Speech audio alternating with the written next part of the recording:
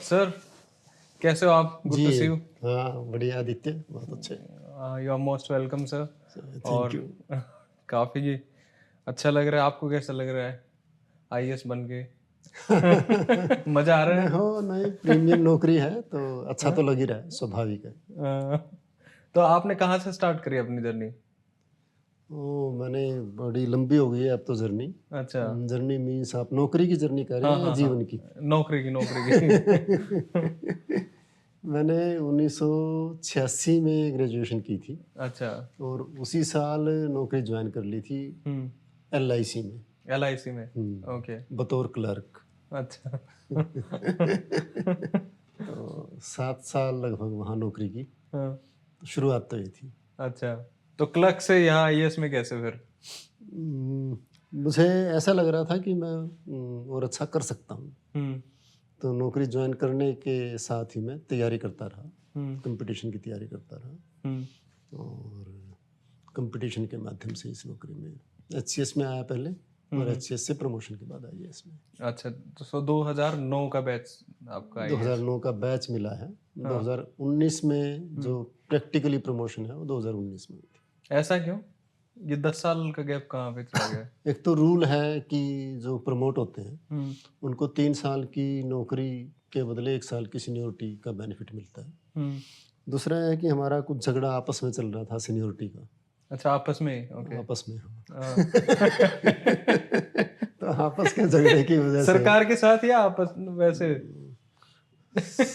उम, सरकार का तो कोई ज़्यादा इंटरेस्ट नहीं था, आपस में ही झगड़ा था अच्छा बेसिकली। अच्छा अच्छा अच्छा, ठीक है वो ठीक कहते थे हम सीनियर हैं, हम कहते थे हम सीनियर है। हैं। अच्छा। तो कोर्ट ने ओके। उसका फैसला किया, हाँ। सुप्रीम कोर्ट तक गए, अच्छा। उसके बाद प्रमोशन हुई। ओह माय गॉड, ये तो बहुत लंबी लड़ाई हो गई सर, बहुत कलरफुल लड़ाई, एक्जोटिक सा है ये। हाँ। तो फिर सर, आपने जो बुक लिखी है जहर जो हमने पिया, महिला सफाई कर्मियों की आप बीती, तो इसका इसके पीछे की क्या कहानी है? पहले तो मैं स्पष्ट कर दूँ आदित्य कि ये किताब मैंने नहीं लिखी। संपादन एडिटर हैं आप इसके? ना हाँ। इन संपादकों ने लिखी है। हम्म। ये किताब 41 महिला सफाई कर्मचारियों ने लिखी है अच्छा। और उन्होंने इसमें अपने जीवन के संस्मरण लिखे हैं। हम्म। जो उनको अपनी ज़िंदगी में अच्छा लगा, हम्म। वो भी लिखा है।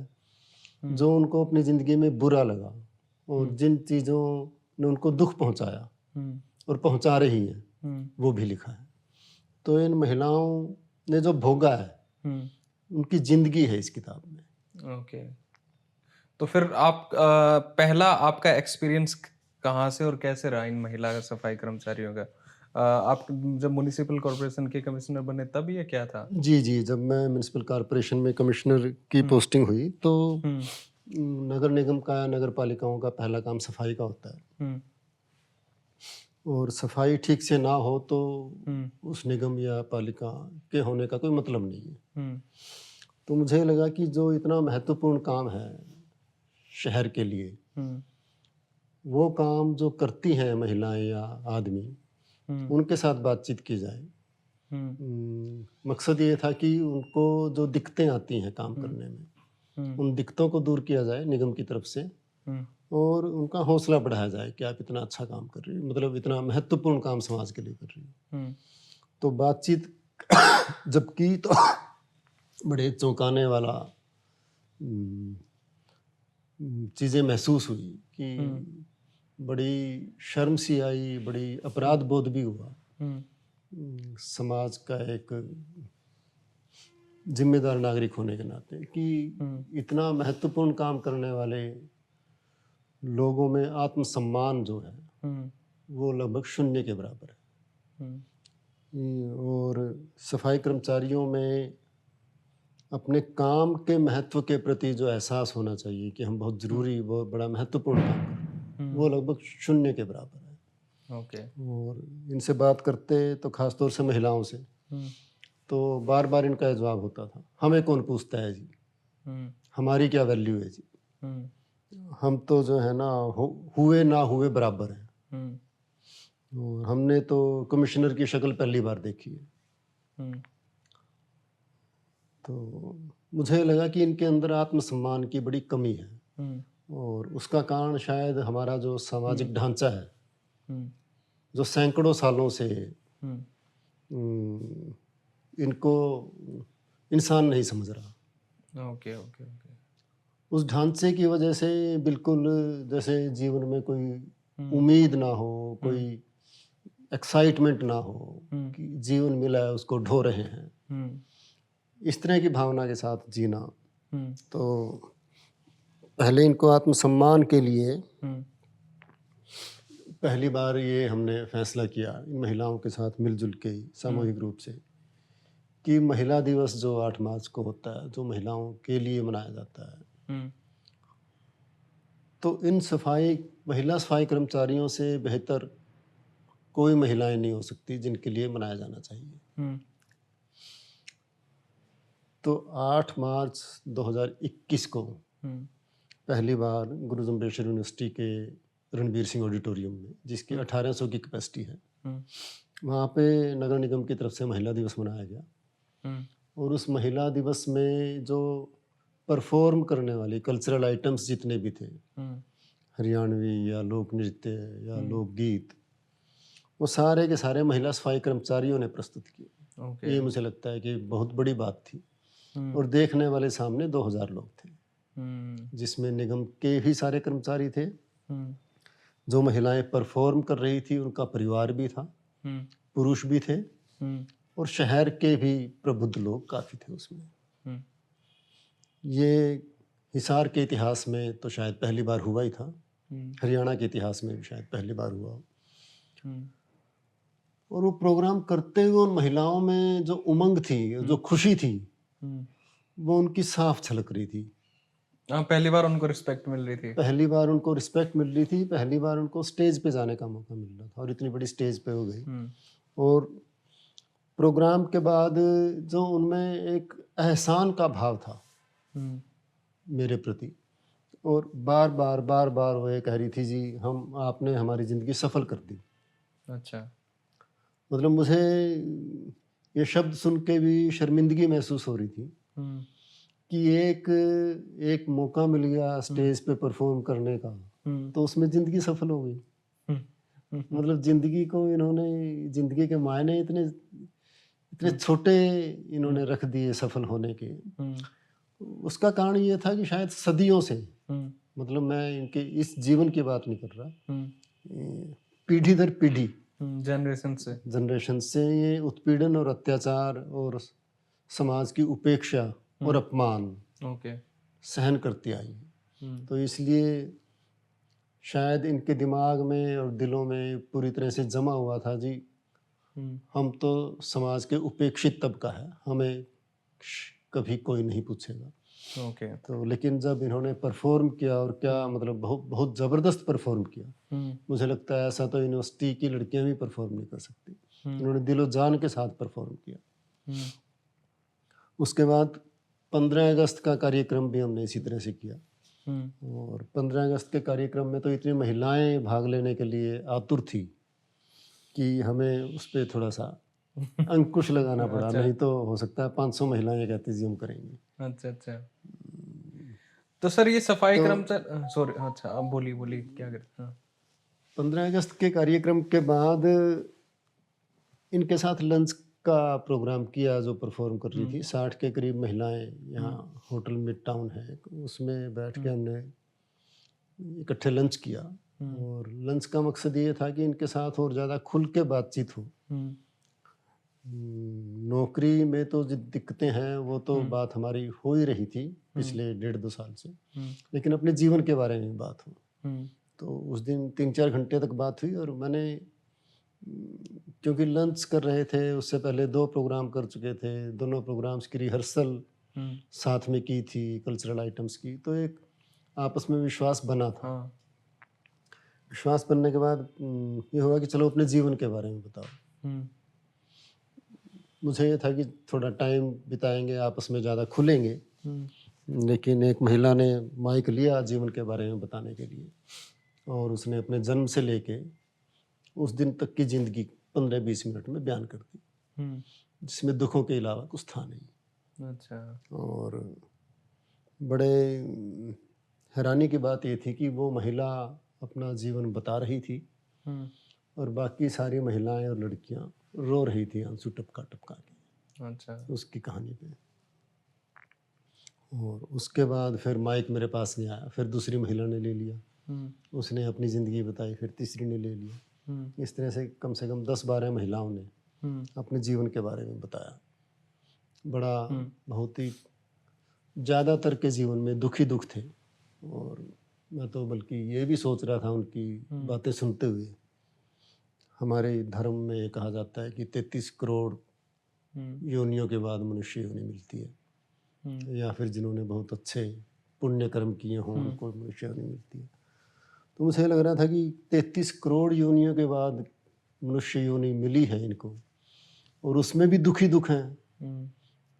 तो ये किस तरह की दुनिया और किस तरह का जीवन वो 33 करोड़ और है। फेल कर दिए हैं। लेकिन खैर, तो फिर ये बात दिमाग में हाँ। आई कि इनकी अनसुनी कहानियां हैं हुँ। जो ये बोल रही थी। शायद समाज ने सैकड़ों सालों से, तो निश्चित तौर पे हजारों सालों से भी हुँ। इनकी बातों को नहीं सुना। ये जो हुँ। कहना चाह रही हैं उसको नहीं सुना। इनके हुँ। अंदर जो तड़प है उसको किसी ने महसूस नहीं किया। ओके। तो मुझे लगा कि ये समाज के सामने लाना बड़ा ज़रूरी है। ओके। हम एक बेहतर समाज बनाना चाहते हैं जिसमें हुँ। इंसान की गरिमा हुँ। कायम रहे मरते दम तक। हुँ। तो और ये समाज का बहुत ज़रूरी हिस्सा है। हुँ। मतलब आप कल्पना कीजिए कि किसी शहर में सबसे ज़रूरी चीज़ क्या है? हाँ, सफाई है। शहर में दूध ना मिले आपको 1 महीना तक, जीवन चल जाएगा। हुँ। आप बीमार होना नहीं शुरू होंगे। आपके सिनेमा हॉल बंद हो जाएँ, हुँ। आपका टेलीविज़न बंद हो जाए, हुँ। आपकी कपड़ों की दुकानें बंद हो जाएँ, हुँ। आपके हेयर ड्रेसर की दुकानें बंद हो जाएँ। मैं कहता हूँ आपकी किरियाना की दुकानें बंद हो जाएँ, हाँ। आप जीवन चला लेंगे, बीमार नहीं होंगे। हुँ।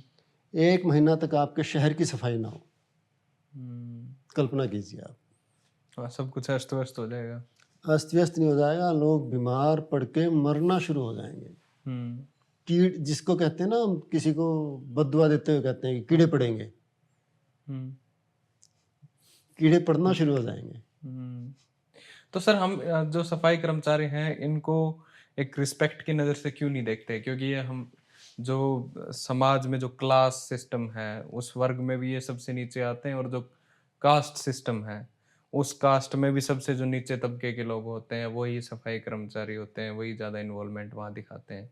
तो इसका आप कारण क्या देखते हैं? मुझे लगता है कि हमारे संस्कार हैं, हुँ। हमारी परंपराओं ने, हमारे संस्कारों ने हमें बराबरी का व्यवहार नहीं सिखाया है, हुँ। ऊंच-नीच का व्यवहार सिखाया है। हुँ। हमने इतनी जातियाँ बना ली, हुँ। इतने वर्ण बना लिए हुँ। और उनको बराबरी पे नहीं रखा। और कभी नहीं रहा। हाँ, कभी नहीं रहा। मतलब हुँ। जितना हमने देखा है, इतिहास में सुना है, हुँ। वो नहीं रहा। और जो परंपराएँ, जो हुँ। संस्कार हमें प्रभावित कर रही हैं, हुँ। उनके हिसाब से ये इस तबके को बहुत ही घृणित और अछूत टाइप हाँ। माना जाता रहा है। हुँ। अछूत प्रथा रही है हमारे यहाँ। हुँ। मतलब मुझे ये चीज़ कभी समझ में नहीं आई कि आप धर्म के नाते से किसी इंसान को, जिसका जन्म भी उसी भगवान ने किया है जिस भगवान ने आपका किया है, इंसानी दर्जे से गिरा के अछूत कैसे बना सकते हो? बिल्कुल। तो लेकिन ये हुआ है, ये सोसाइटी का हिस्सा है हमारा। सोसाइटी का हिस्सा है। और ये जो उनको इज्जत नहीं मिलती, ये हमारे संस्कारों की वजह से है। हुँ। मैं अपने बुजुर्गों को देखता हूँ, हुँ। मेरी माँ, दादी, नानी, हुँ। ज़्यादातर औरतें अनपढ़ थी हुँ। और बहुत धार्मिक थी। हाँ, रिलीजियस। बहुत ज़्यादा रिलीजियस थी, बहुत ज़्यादा भगवान में विश्वास था हुँ। और बहुत सिंपल थी, सरल थी, मासूम थी, हुँ। कोई धूर्त या चालाक नहीं थी। हुँ, लेकिन उनके अंदर ज जाति ना कह के मतलब जो ये निचला तबका है, अच्छा। इनके प्रति अछूत पने का जो हुँ, भाव है, वो हुँ, मौजूद था। हमारे घर पे काम करने आती थी। हुँ, पहले तो हमारे टॉयलेट्स उस तरह के नहीं थे। सारा ऊपर जैसे हमारे को बना हुआ था, लेकिन वो ऐसे था कि वो डेली आती थी हुँ, और वो तसले में हुँ, सारे घर के लोगों का गंद उठा के हुँ, बाहर लेके जाती थी। और सुबह आती थी, उसके बाद दोपहर को रोटियां लेके जाती थी हुँ, घर से। लेकिन उसका चाय का कप हमारे घर में भी अलग रखा हुआ था, जो हुँ, बिल्कुल घर के एंट्रेंस पे मुझे ध्यान है।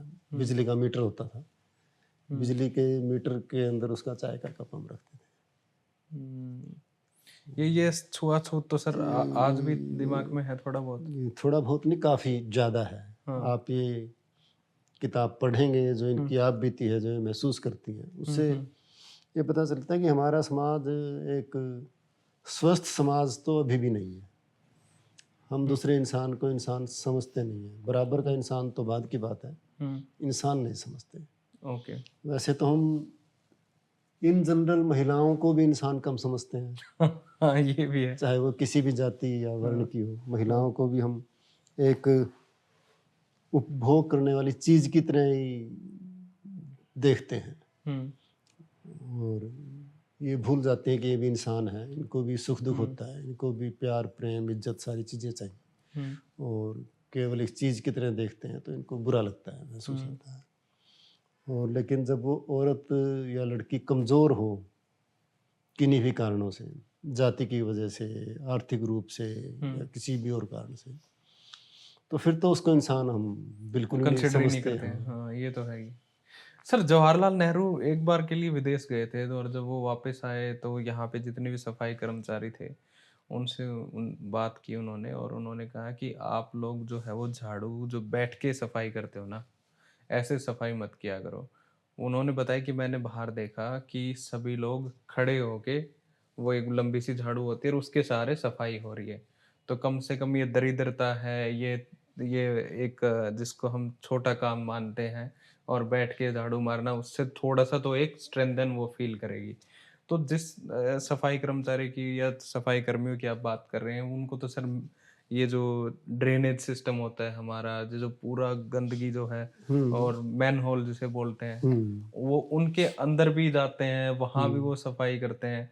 तो हिंदुस्तान में कब आएगी ये व्यवस्था या आप लोग उसके लिए कुछ कर रहे हो या फिर ये ठीक है भई लेट इट बी? देखिए, इस किताब में लिखा हुआ है, जो हुँ, पीछे इसके कवर पेज पे है, हुँ, गंदगी बुरी लगती है, पर पेट भरने के लिए सब करना पड़ता है। हुँ, नंगे बदन सीवर में उतरते हैं, गंदगी मुँह व आँखों में चली जाती है। हुँ, तो सीवर में उतारना तो बहुत ही अमानवीय है। हुँ, और मुझे लगता है कि टेक्नोलॉजी, हम चाँद पे चले गए, हुँ, पता नहीं कहाँ-कहाँ चले गए, आर्टिफ़िशियल इंटेलिजेंस आ गया, हुँ, लैपटॉप्स आ गए, हमारे देखते-देखते मोबाइल फ़ोन्स हुँ, इतने आ गए, इतनी साइंटिफ़िक क्रांति हो रही है। लेकिन पता नहीं सीवर की सफाई की तरफ साइंस और टेक्नोलॉजी का ध्यान क्यों नहीं जा रहा? जाना चाहिए। हिंदुस्तान में नहीं है सर, बाहर तो है ही। हुँ। बाहर तो ये साइंस और टेक्नोलॉजी की मदद से होते ही बहुत हैं। ज़रूरी है, होना चाहिए। ये हुँ, अमानवीय है।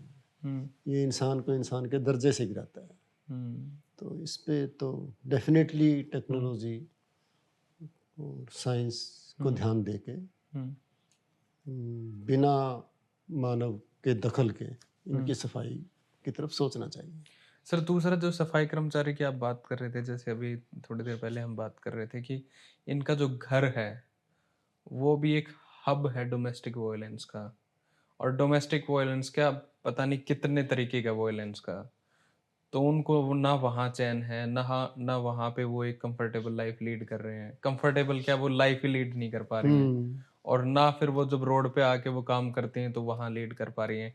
तो क्या मैं ये जानना चाह रहा हूँ क्या कुछ बदलाव क्या कुछ इनिशिएटिव आप लोगों ने इसके लिए लिए हैं या फिर एक सोशल तरीके से इसमें कुछ चेंज हो सकता है या नहीं हो पाएगा? देखिए, इसमें 2-3 हेडिंग हैं हुँ। किताब में। दूसरे नंबर पे है 2 पाटों के बीच, कबीर वाला पाठ? और आपका बाद में है एक घर बाहर, पेज हुँ। 98 पे जो है, घर बाहर सब जगह शोषण। अच्छा।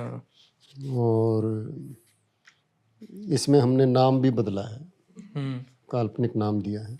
हुँ। तो जो ये महिला सफाई कर्मचारी हैं, ये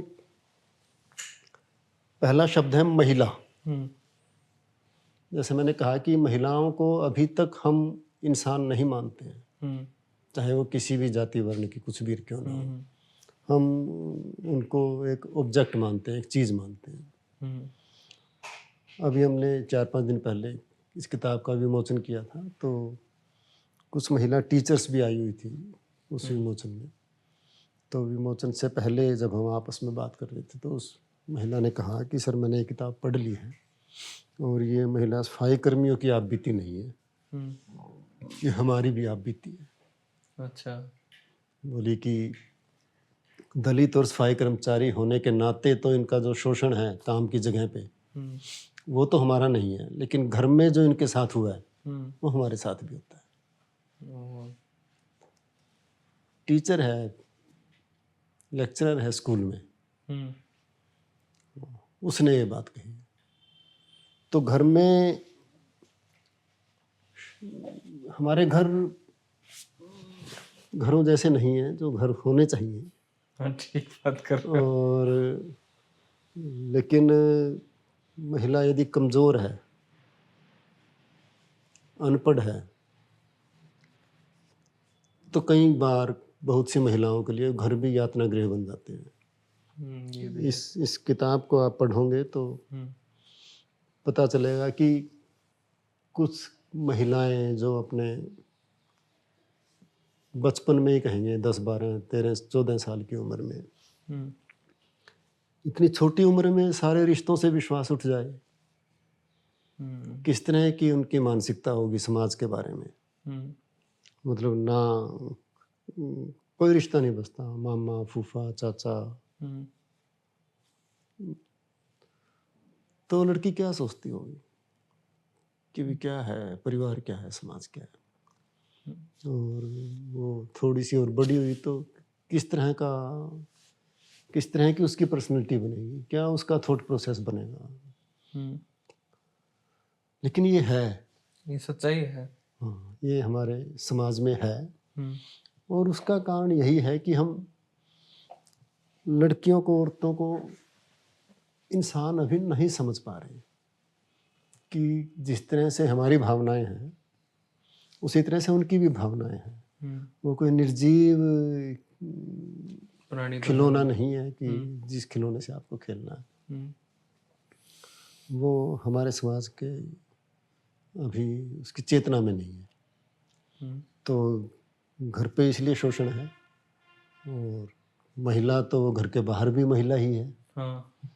तो बतौर महिला घर के बाहर भी शोषण है। हुँ। घर के बाहर काम की जगह पे जाते हैं तो वहाँ छेड़छाड़ है। हुँ। और महिला और सफाई कर्मचारी को तो सबसे कमज़ोर समझा जाता है समाज में, हाँ। कि जिनकी तो कोई आवाज़ ही नहीं है, ना कोई इनकी आवाज़ को सुनता है। हुँ। तो इसलिए उनके साथ छेड़छाड़ करना तो सबसे आसान काम है। तो सर ये रुकेगा कैसे? मुझे लगता है ये किताब उसकी दिशा में एक कदम है। हुँ। देखो, जब तक समाज संवेदनशील नहीं होगा, हुँ। वो एक सुखी समाज नहीं बन सकता। जिस समाज के अंदर एक तबके के ऊपर अत्याचार हो, उस समाज को लगे, उस तबके को लगे कि हमारे ऊपर अत्याचार हो रहा है, हुँ। तो वो सुखी समाज कैसे होगा। तो ये रुकना तो चाहिए ही, और रोकने के लिए ही लोगों तक ये बात पहुँचे कि जो काम हमारे लिए सबसे ज़रूरी है, हुँ। उस काम करने वाले लोगों की क्या हालात है, हुँ। वो हम समझें समाज के तौर पे। हुँ। हमारे समझ में आएगा तो ये रुकेगा भी, क्योंकि ये तो लोकतंत्र है। हाँ। और पहले कहते थे यथा राजा तथा प्रजा। हाँ। ये तब था जब राजा तलवारों के दम पे बनते थे। हुँ। और प्रजा का उसमें कोई रोल नहीं होता था। इन्वॉल्वमेंट ही नहीं है। अब तो लोकतंत्र है, लोक के जनता के वोट से सरकार बनती है हम्म, और लोग जैसा सोचता है हम्म। उस तरह की पॉलिसी सरकार कुछ न कुछ दबाव में आके जरूर बनाती पर है। सर ये तो वो रूढ़ियां है ना जो स्टार्टिंग से चली आ रही हैं। इसमें सरकार तो चलो बनी है, जैसे किसी ने, हम इंटरव्यू कर रहे थे तो किसी ने कहा कि जो हमारा संविधान बना, इतने 5,000 सालों से हमारी सोसाइटी, हमारा समाज गैर बराबरी का समाज था और उसको संविधान बना के, कानून बना के कह दिया कि अब सब बराबर है। तो वो एक ऐसा साइलेंट रेवोल्यूशन था जो हिंदुस्तान में अभी तक नहीं हुआ। इतनी खतरनाक मूक क्रांति जो धीरे धीरे धीरे धीरे अभी तक प्रोसेस हो रही है।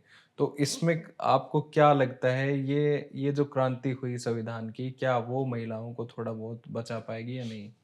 देखिए, मैं थोड़ा सा आपसे डिफर करता हूँ कि ये अचानक से हुआ, हम्म। संविधान अचानक से बना, नहीं नहीं, अचानक से नहीं, मतलब नॉट बाबा इन साहब द अम्बेडकर ने अचानक। बनाया और उससे हम्म, पहले कुछ नहीं था। हम्म, देश के इतिहास में आप शुरू से जाएं हम्म, तो महात्मा बुद्ध हुए यहाँ, हम्म।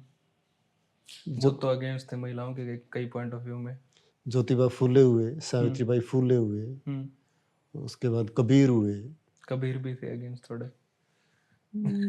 उस समय की परिस्थितियों के हिसाब से होंगे, हाँ, लेकिन जात पात के खिलाफ थे, हाँ अछूत प्रथा के खिलाफ थे, हम्म, हर इंसान को बराबर मानने के पक्ष में थे। हम्म, रविदास हुए, हाँ, पाखंडों के आडंबर के खिलाफ थे, कबीर भी खिलाफ थे। हम्म, और सावित्रीबाई फूले हुए, ज्योतिबा फूले हुए, साउथ में पेरियार हुए। हम्म, तो ये सामाजिक उत्पीड़न के खिलाफ आवाज हम्म, तो पैरेलल चलती रही है, हम्म, पाखंड के खिलाफ चलती रही है, आडंबरों के खिलाफ चलती रही है, इंसान को इंसान मानने हम्म, की धारा शुरू से चलती रही है। और सौभाग्य से बाबा साहब अम्बेडकर हमारी संविधान सभा के अध्यक्ष बने, हम्म, तो इसलिए बहुत सी सामाजिक न्याय की चीज़ें हमारे संविधान में शामिल हुई। हम्म, और संविधान में शामिल हों तो उस चीज़ का समाज पे असर भी पड़ता है। हम्म, डेफिनेटली आज़ादी से पहले का समाज और आज के समाज में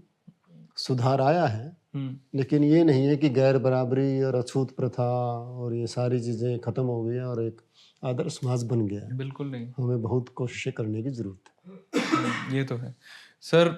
इसके अलावा जो महिलाओं का जो नज़रिया है, उसमें आप लोग उनको एजुकेट कितना कर पा रहे हो? एजुकेशन का क्या रोल आप देखते हो, और आप लोग थोड़ा कुछ काम कर पा रहे हो?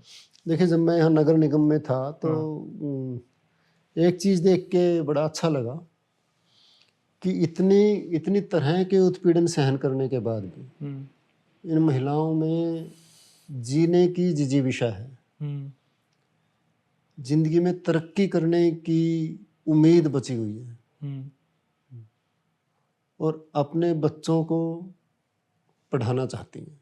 हाँ, तो इनको पढ़ाना शुरू किया हमने हम्म, एक लाइब्रेरी में, और इनके बच्चों के लिए उस समय नगर निगम द्वारा 8-9 लाइब्रेरीज खोली गई। ओके, और वो सारी लाइब्रेरीज गरीब बस्तियों में खोली गई। हम्म, और उनमें इस समुदाय के हमारे सफाई कर्मचारी भी वहाँ रहते थे। और वो लाइब्रेरीज अब भी चल रही हैं, कुछ एक तो थोड़ा मेरे जाने के बाद कुछ बंद हो गई, लेकिन कुछ अभी चल रही हैं। हम्म, और वहाँ पे अच्छा रिस्पांस है, बच्चे आते हैं, पढ़ते हैं। लेकिन ये एक आंदोलन की शक्ल में चलाने की ज़रूरत है हम्म, कि जो हमारा मेहनत कश तबका है, जो हमारे लिए सारी सुविधाएं जुटाता है, उसके लिए ही सारी सुविधाएं महंगी हैं। हाँ, जो आदमी आपके लिए घर बनाता है वो झोपड़ी में रहता है या सड़क पे खुले आसमान के नीचे रहता है। हम्म, मैंने निगम में आके हाँ ये देखा कि जो हमारे लिए सफाई करते हैं, सफाई कर्मचारी हैं, हम्म, इनकी बस्तियां सबसे गंदी हैं। हाँ, मतलब मैं वहाँ गया, वहाँ पे हमने सफाई अभियान चलाया हम्म, और ये पता चला जी उनके एरिया में सफाई कर्मचारी की ड्यूटी नहीं है। वाह। मैंने पूछा हमारे सुपरवाइजर से कि वो बोले जी ये तो अपने आप ही कर लेंगी। वाह, सुपरवाइजर भी कमाल। तो मतलब इस तरह के हमारे संस्कार हैं। जो पूरे शहर की सफाई करते हैं, हम्म, उनके एरिया में सफाई कर्मचारी की ड्यूटी नहीं है। हम्म, तो इस तरह से जो जो मेहनत करता है तबका हमारे लिए, जो सब तरह के काम करता है, हम्म, उनकी ज़िंदगी के बारे में भी समाज को सोचना चाहिए, ओके, तभी ये एक अच्छा समाज बनेगा। Okay. Aryan, you want to ask? Sir जैसे आपने अभी कहा कि मतलब जब आप मिले पहली बार महिला कर्मचारियों से, तो उन्होंने कहा कि मतलब आप पहले कमिश्नर होंगे जिनकी शक्ल उन्होंने देखी, आज तक कोई कमिश्नर मिलने नहीं आया। और जो सिविल सर्वेंट होते हैं वो माना जाता है कि मतलब लोगों के सर्वेंट होते हैं, ना कि मतलब वो लोगों के एक तरीके से राजा होते हैं। बट उनका बिहेवियर वो रहता है कि मतलब वो लोगों से बहुत ही मतलब दूरी बनाए रखे होते हैं, मतलब कभी भी उस निचले तबके के या मार्जिनलाइज सेक्शन के लोगों से बहुत ही कम मिलना जुलना रहता है। तो ये सिविल सर्वेंट्स या ब्यूरोक्रेसी के एटीट्यूड को आप इसमें कैसे देखते हैं? मतलब आपने हिसार में तो मान लिया कि आप मिले सफाई कर्मचारियों से, बाकी जिलों में, बाकी देश के अन्य राज्यों में वहां तो ऐसा नहीं हो रहा है। तो आप इस मानसिकता को कैसे देखते हैं कि जिसकी वजह से परपेचुएट हो रहे हैं? देखिए, मैं सिविल सर्वेंट नहीं कहता अपने आप को ना, मैं पब्लिक सर्वेंट कहना चाहिए। और पब्लिक सर्वेंट कोई अपमानजनक शब्द नहीं है। और उसी स्पिरिट में हमें काम करना चाहिए। लेकिन आप पब्लिक से ज़्यादा मिलेंगे तो आपको एक तो मिलने में आपका टाइम लगेगा, और पब्लिक से मिलेंगे तो पब्लिक काम लेके आएगी, फिर वो काम करने में भी आपका टाइम लगेगा। आप पब्लिक से केवल मिल रहे हैं लेकिन पब्लिक ने जो काम दिए हैं वो नहीं कर रहे, तो पब्लिक तो 4 दिन बाद भी आएगी। किसी में आपको 4 दिन पहले ही मिला था, मैं आज आपको चौथी बार मिल रहा हूँ, 5वीं बार मिल रहा हूँ जी, मेरा काम नहीं हुआ। तो जितना आप पब्लिक को मिलेंगे उतना ज़्यादा आपको काम करना पड़ेगा। तो आपके टाइम पे दोहरा नुकसान है। अच्छा, कि एक तो पब्लिक के मिलने में आपने टाइम लगाया, फिर पब्लिक जो काम आपको देके गई वो काम करने में टाइम लगाया। तो आपकी सुविधाओं पे, आपके आराम पे असर पड़ता है। आराम के लिए तो आए। हाँ, अगर यहाँ के नौकरी में आके आराम ना करेंगे फिर करेंगे क्या? और फिर ये लगता है कि कुछ लोगों की ये मानसिकता है कि जी पब्लिक को तो ना ऐसे ही रहना है, क्यों परेशान हुए। अच्छा, तो और ये बड़ी दुर्भाग्यपूर्ण स्थिति है। मेरा तो ये मानना है कि हर अधिकारी को, कर्मचारी को पब्लिक को ज़रूर मिलना चाहिए, और पब्लिक को मिलना भी चाहिए, और पब्लिक को भी विश्वास होना चाहिए कि मैं जा रहा हूँ अमुक अधिकारी से मिलने तो वो मुझे मिलेगा। आपके पास कोई 30-40 किलोमीटर से चल के बसों में या किसी में भी धक्के खा के आता है और उसके बाद आगे आप ना मिलो, तो उसकी क्या मनोस्थिति है। कोई यहाँ पिकनिक मनाने तो आते नहीं अधिकारियों से मिलने के लिए, अपनी मजबूरी में आता है। तो जब तक हम पब्लिक से नहीं मिलेंगे तो पब्लिक सर्वेंट नहीं हो सकते, और उसके लिए संवेदनशील होने की ज़रूरत है। आपने मनोस्थिति की बात की, मतलब एक सफाई कर्मचारी में एक हम ये भी देखते हैं कि एक साइकोलॉजिकल इम्पैक्ट होता है कि मतलब वो आत्मसात या इंटरनलाइज कर लेते हैं कि मतलब वो तो बने ही उसके लिए, उनके बच्चे या वो भी ऐसे ही करते रहेंगे, और जो उनके पहले पीढ़ियां थी वो भी ऐसे ही करते आ रही है।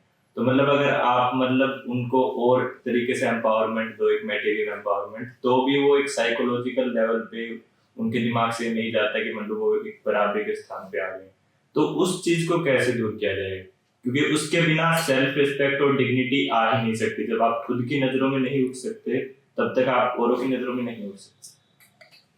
मतलब बहुत ही महत्वपूर्ण बात है आपकी, लेकिन मैं कह रहा हूँ कि जब समाज उनको अछूत समझ रहा है, उनके चाय के कप की डंडी तोड़ रखी है निशानी करने के लिए, उनको पानी पीना है तो ऊपर से ओक्से पिलाते हैं कि उनके कपड़े भीग जाते हैं। आत्मसम्मान कैसे आए?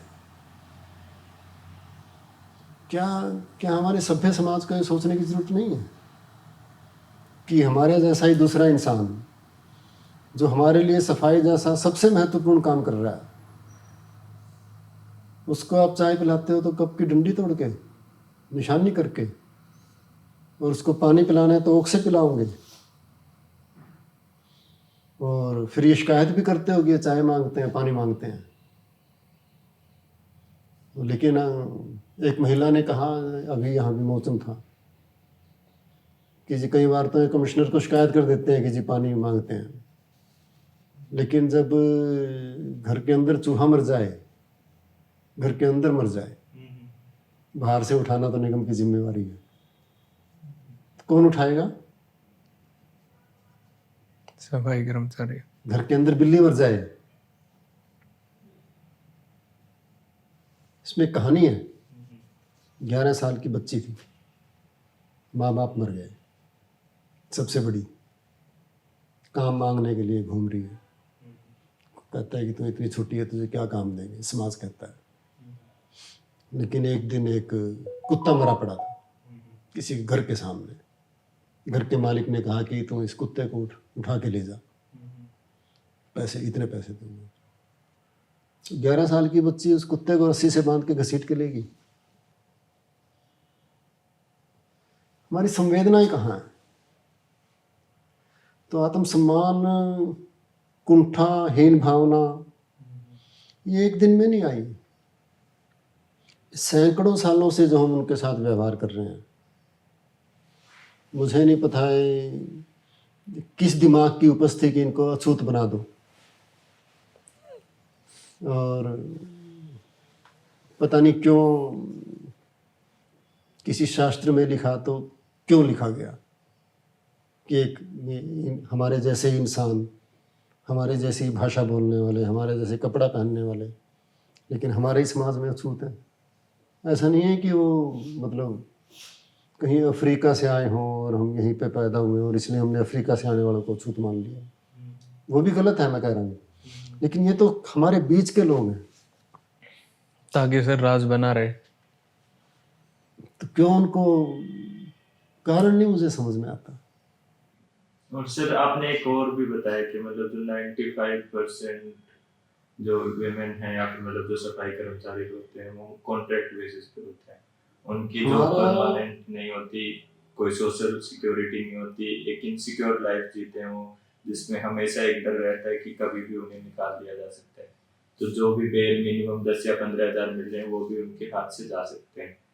तो मैं ये जानना चाह रहा था कि सरकार या फिर प्रशासन इसके लिए कितना जिम्मेदार है, क्योंकि समाज तो जिम्मेदार है ही, उन्होंने उस बेड़ियों में जकड़ दिया उन्हें, जिनसे मुक्ति के लिए उन्हें बहुत कुछ स्ट्रगल करना पड़ेगा।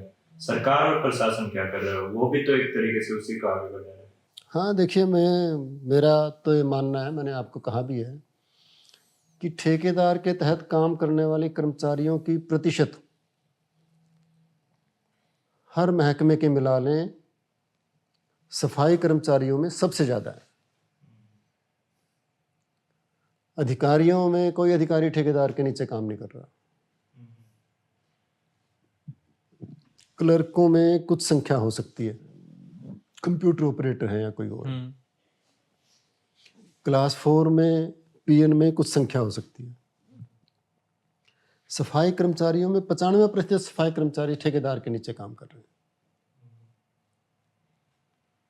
ये भेदभाव क्यों है? और उनको पैसे भी कम मिलते हैं। वो ठेकेदार की मर्जी है, वो दे या ना दे। नहीं, हमें बतौर प्रशासन हमारी केवल इतनी जिम्मेवारी है कि जो मिनिमम वेजेज हैं, हाँ, लीगल तौर पे, हाँ, वो उसको दे।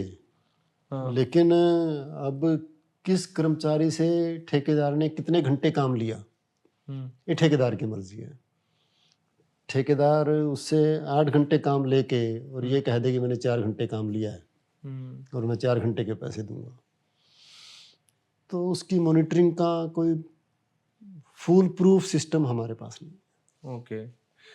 तो इसमें तो आप वो डायरेक्टली उनको कुछ कह ही नहीं सकते, सफाई कर्मचारियों को, ठेकेदार को हमें तो ठेकेदार से सफाई चाहिए और सफाई के बदले हम उसको पैसा दे रहे हैं। हाँ, वो अपने कर्मचारियों के साथ किस तरह से, कितने पैसे देता है, कितने घंटे काम लेता है, ये उसकी सिरदर्दी है, हमारी नहीं है। तो रेगुलराइज वैसे है नहीं, परमानेंट? 5% होंगे मुश्किल से। 5 से तो कुछ नहीं होगा।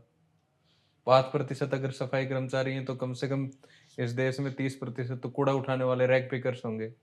वो अलग हैं, वो तो सिस्टम से बाहर हैं। अच्छा, वो तो मतलब उनको तो काउंट ही नहीं कर रहे अभी। उनको तो कोई काउंट ही नहीं करता। अच्छा। उनको तो और अगर वो कूड़ा ना उठाए तो ये सारे सफाई कर्मचारी जितने हैं इनसे कूड़ा उठेगा ही नहीं।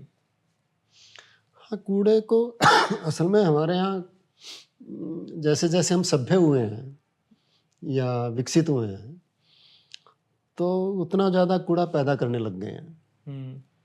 मुझे ध्यान है जब हम स्कूल में पढ़ते थे 4th-5वीं क्लास में, और जेब खर्ची के कुछ पैसे मिलते थे, 10 पैसे मिल गए, 15 पैसे मिल गए, और इंटरवल में स्कूल के दुकान से मान लिया टॉफ़ी लेनी है या मीठी गोली लेनी है, तो वो कंटेनर में रखता था और 5 पैसे की 5 निकाल के हाथ पे 5 रख देता था। कोई कूड़ा नहीं जनरेट हुआ, वो 5 हमने खा ली। आज वही काम आपको करना है, हर चीज़ के ऊपर रैपर है। अनहाइजेनिक भी तो होती थी वो। अनहाइजीनिक कैसे? कंटेनर में है। हाथ से तो दे रहा है। तो हाथ से खाना खाना क्या सोचते हैं आप? अनहाइजीनिक है। नहीं नहीं, वो जो और काम कर रहा है चम्मच ज़्यादा हाइजीनिक है। दुकान के ऊपर वो जो रैपर लगा हुआ है वो ज़्यादा हाइजीनिक है। मतलब मैं तो एक एक्सक्यूज बता आप जो है पानी की बोतलें हैं, हाँ। ये बोतलें जो पता नहीं 20 रुपए की लेते हैं, ज़्यादा हाइजीनिक हैं। हाँ। तो आप कहीं बोतल बनाने की फैक्ट्री में कभी चले जाओगे तो मुड़ के दोबारा उससे पानी नहीं पियोगे। हाँ। तो ये तो हर जगह ही गड़बड़ हो रखी है हमारे तो फिर। मतलब हमें बम्बार्डमेंट है मार्केटिंग की, अपना माल बेचने की और उसको अच्छा बताने की, और हम जो है ना पब्लिसिटी से भ्रमित हो जाते हैं। ओके, और कुछ? विषय से भटक गए। नहीं नहीं, ठीक ठीक ठीक। आप डीएचबीवीएन के भी एमडी है ना सर? जी जी ओके, बिजली वालों के। जी जी जी। और बड़े बदमाश लोग होते हैं बिजली वाले तो। क्यों? हाँ सर, हमने कंप्लेंट की एक बार, पता नहीं मीटर में ज्यादा बिल आ गया। हाँ। तो वो उसमें कंप्लेंट में तो ऑनलाइन लिख देते हैं कि रिजॉल्व कर दिया, बट रिजॉल्व होती नहीं है। मतलब या तो उनको विद इन 24 आवर्स कुछ एक्शन लिख के देना होता होगा। तो ये क्या है, मतलब प्रोसीजरल, मतलब आप पेपर पे तो सब कुछ सही कर रहे हैं बट धरातल पे कुछ सही नहीं। हाँ नहीं, ऐसा नहीं है कि धरातल पे कुछ नहीं है। मुझे लगता है कि जितने हमारे कंज्यूमर्स हैं उस हिसाब से बिल की जो कंप्लेंट है वो काफ़ी कम है, और सारा कंप्यूटराइज्ड है,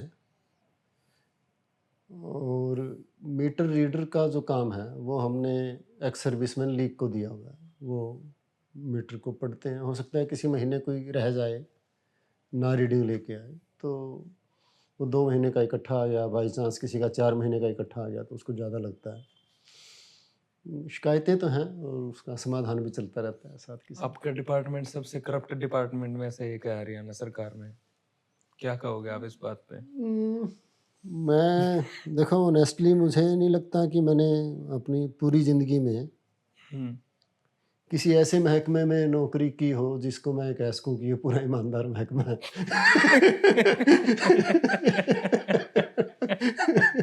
मुझे लगता है कितने इसमें दिन रह गए आपके रिटायरमेंट के? नहीं, ये तो सारी दुनिया को पता है। मतलब मैं ये कह दूं सबसे कि भ्रष्ट महकमा कौन सा लगता है आपको हरियाणा सरकार में? आपका वास्ता जिससे पड़ गया। वही करप्ट है, वो सबसे भ्रष्ट मिलेगा। कटिंग एज पे काफ़ी काम करने की ज़रूरत है। टेक्नोलॉजी को काफ़ी ज़्यादा इंट्रोड्यूस करने की, इन्वॉल्व करने की ज़रूरत है। भ्रष्टाचार की तो बहुत सी परतें हैं, और कटिंग एज पे भी है और उससे ऊपर भी हो सकता है, किसी भी लेवल तक हो आपकी सकता है। वेबसाइट भी काम नहीं करती टीएचबीवीएन की, बहुत लैग करती है वो। हो सकता है, उसको अपडेट करने की ज़रूरत है। तो आप क्यों नहीं करते अपडेट?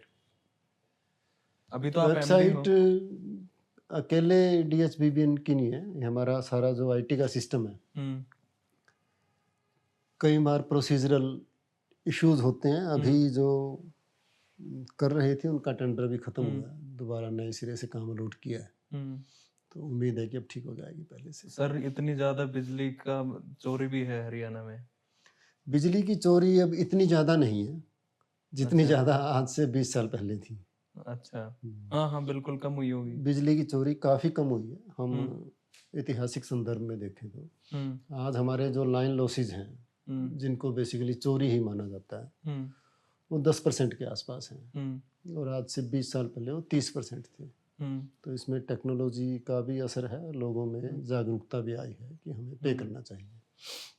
समय के साथ और कम हो रही है। आपके जो ग्राउंड लेवल के जो लोग हैं, एसडीओ हैं या एससी होता है कोई एक्सीएन, एससी, एक्सीएन, हाँ, जेई, एसडीओ, लाइनमैन, ये एक्सेसिबल ही नहीं है जनता के। अभी फोन करें किसी एसडीओ को, फोन उठाता है तो?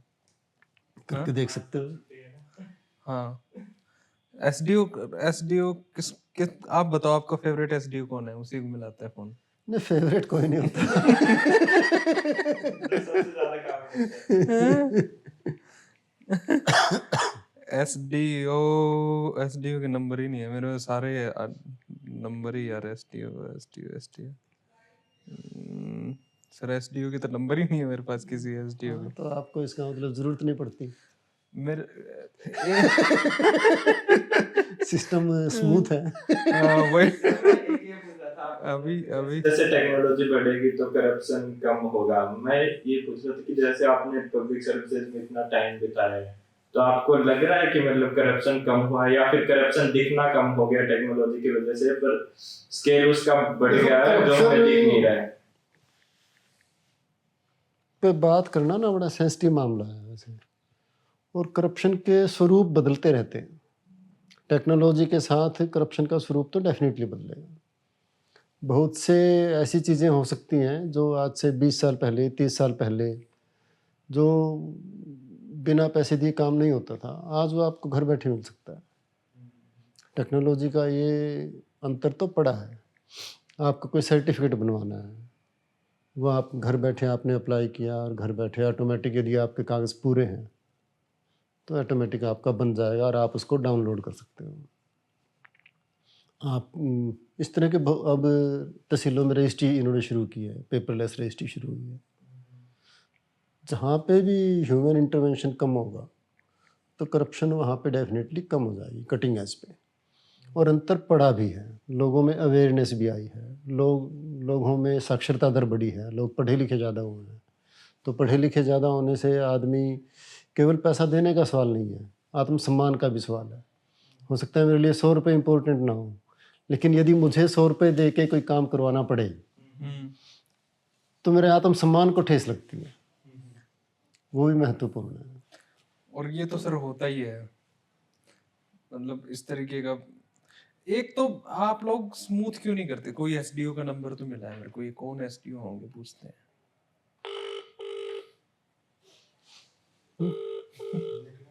अच्छा, अच्छा जाना आपको? हाँ, इनको जाना है बच्चों को ना।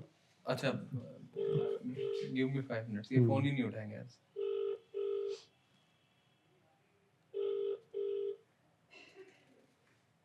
एक्सियन भिवानी का क्या नंबर है? एक्शन भिवानी का तो मैं दे सकता हूँ, आप एसडीओ बताओ के तो सर। मेरे पास नहीं है। ये एसडीओ, ये व्यक्ति फोन नहीं उठा रहा है। ये एसडीओ हैं, ये कहाँ के हैं मुझे नहीं पता। आप वैसे छापा वापा मारने जाते हो सर? एसडीओ लोहारू हैं ये। अच्छा। So SDO Loharu is not taking the call. और मैं इनसे अगर आपके सामने बात करूं कि मेरे घर में बिजली का मीटर लगाना है और थोड़ा जल्दी लगा लूं, मैं सेवा पानी कर दूंगा, तो वो जवाब सुनना चाहोगे हाँ आप? हाँ हाँ, बिल्कुल करें। ये फोन ही नहीं उठाएगा।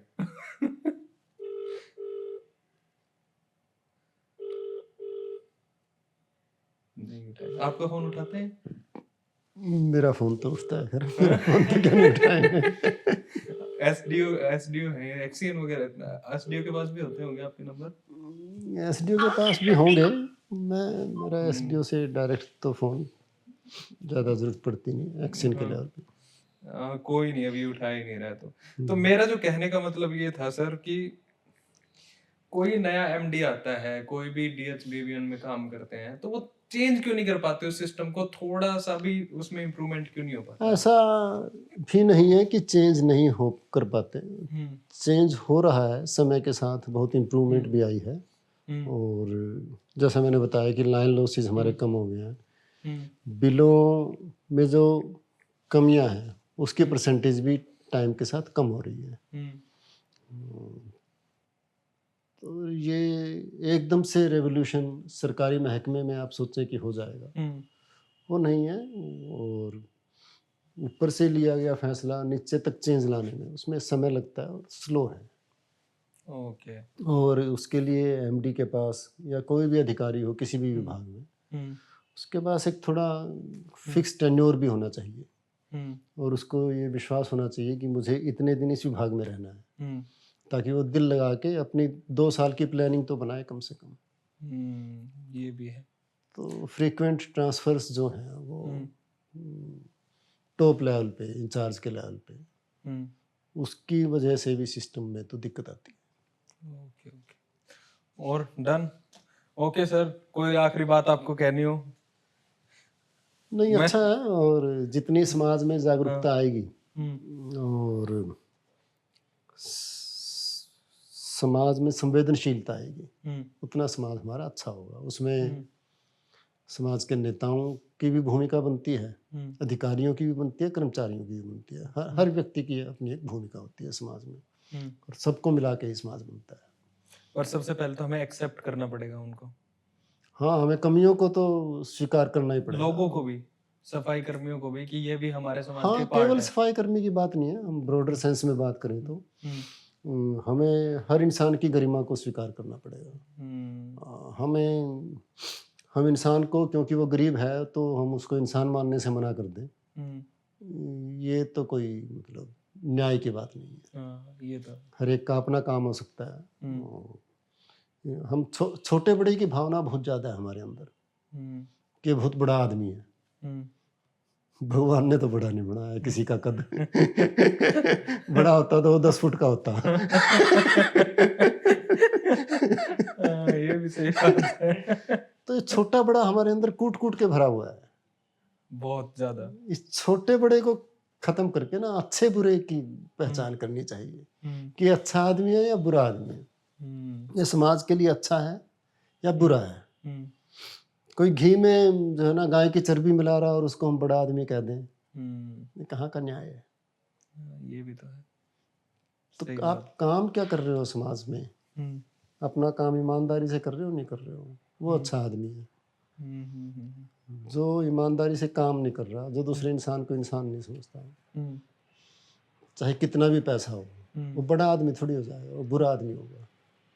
ये भी तो इसको हमें छोटे बड़े की बजाय ना अच्छा बुरा उस बाइनरी में तब्दील करना चाहिए।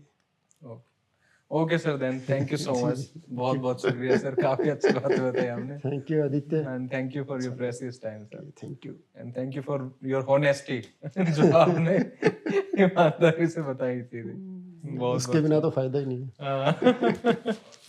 Okay sir, cut.